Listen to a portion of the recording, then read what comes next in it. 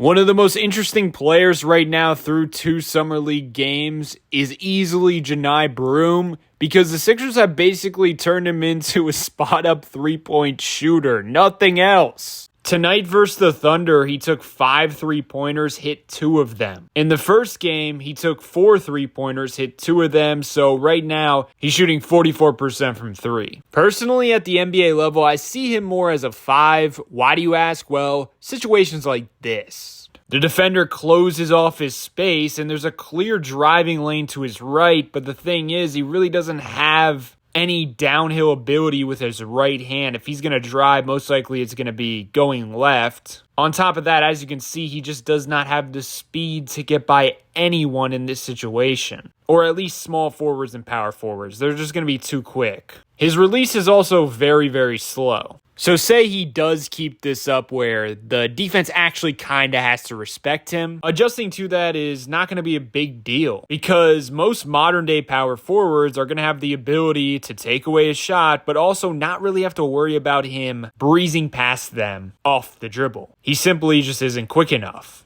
I think it's much more feasible for him to make this a strength against centers and slower footed players that aren't good at guarding in space. But if he's at the power forward position, I really feel like he's just going to be a negative floor spacer. That being said, it is really nice to see him, willingly taking 3-pointers and making them and not just taking, 2 a game. He's been up to 4 and 5, so that's good volume. And it's clear that he understands that he needs that to really work at the next level. I thought Paul Hudrick made a good post. He stated, "It's a little weird the Sixers haven't run any offense through Johni Broome. Considering how ugly it's looked, his teammates have definitely missed him a bunch." I think because he's playing so much power forward, he's getting less opportunities as a hub. Like, for example, you see Adam Boner on the perimeter, and Johni is just being a floor spreader. 0 assists tonight for him against the Oklahoma City Thunder, and he had 2 turnovers. 0 assists against the Utah Jazz, and 3 turnovers. This is a guy who was averaging 3 assists per game last season for Auburn. Going on, I think the Sixers would be doing a disservice to not get him more touches in positions to score. I mean, he has a lot offensively, and he really hasn't been able to showcase it because they're not getting him in scoring positions. Once again, this is a dude who averaged 6.6 2-pointers made a game last season for Auburn, and I know it's a different level, but at the end of the day, it's Summer League. It's basically college basketball, but a little better, not that much better.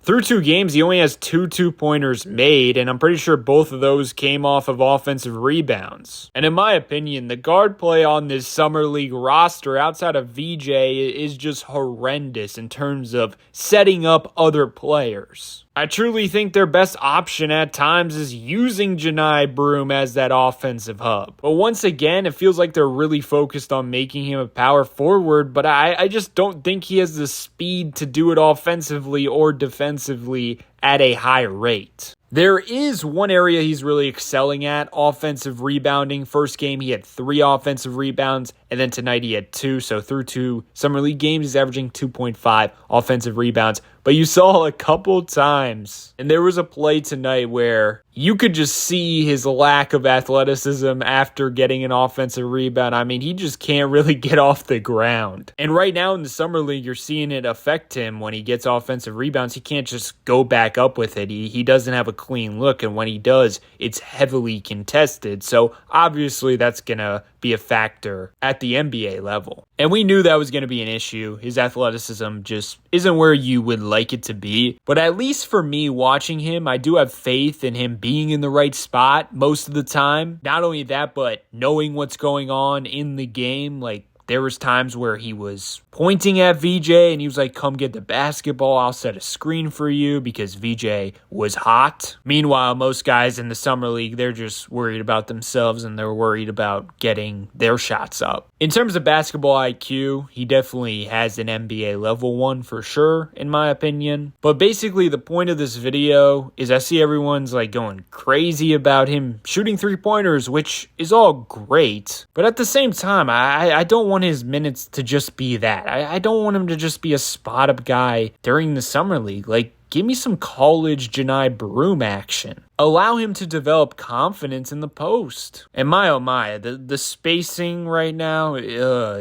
disgusting spacing with the Sixers Summer League team. I mean, there's not consistent shooting on this roster, so the driving lanes are just clogged. I see a lot of people getting on Justin Edwards for his performance today. But at the same time, I'm looking at the driving lanes and I'm like, nothing's available because no one respects the shooters. And there's no guard that can consistently beat their guy off the dribble or get others involved. Feels like I'm watching the regular season tanking Sixers. Let me know your thoughts on Johni Broome so far in the comment section below.